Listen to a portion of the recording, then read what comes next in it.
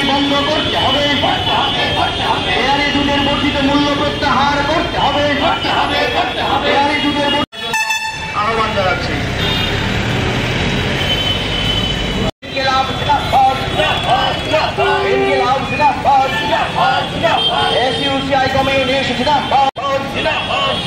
নিত্য প্রয়োজনীয় দ্রব্যের সামগ্রিক রাষ্ট্রীয় বাণিজ্য চালু করতে হবে।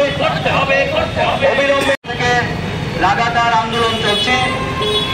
এসইউসিআই কমিউনিস্ট দলের পক্ষ থেকে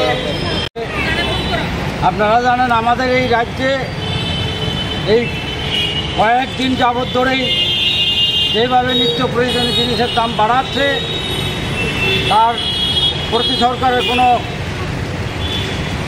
লক্ষ্য নেই, পুরো বেড়েই চলেছে। অযৌক্তিক কারণে এগুলি আজকে আমাদের এই রাজ্যের গোলবাজারের মজুতদাররা জিনিসের দাম বাড়িয়ে দিচ্ছে, অথচ আমাদের এই রাজ্যের সাধারণ মানুষের আজকে জায়গার কাজ থেকে শুরু করে সমস্ত তার ইনকামের সোর্স কমে যাচ্ছে। তার ফলে আমরা আজকে এই আগরতলায় আজকে এই দ্রব্যমূল্য বৃদ্ধির বিরুদ্ধে এবং সরকারের অন্যান্য অগণতান্ত্রিক কাজের বিরুদ্ধে প্রতিবাদে আমরা আজকে এই বিক্ষোভ সভার আয়োজন করেছি।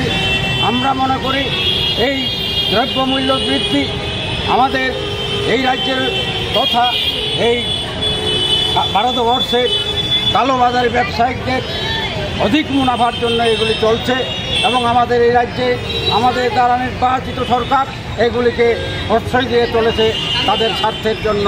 তাই আমরা মনে করি তার বিরুদ্ধে একমাত্র জনগণের ঐক্যবদ্ধ আন্দোলনের একমাত্র প্রতিরোধ করা সম্ভব।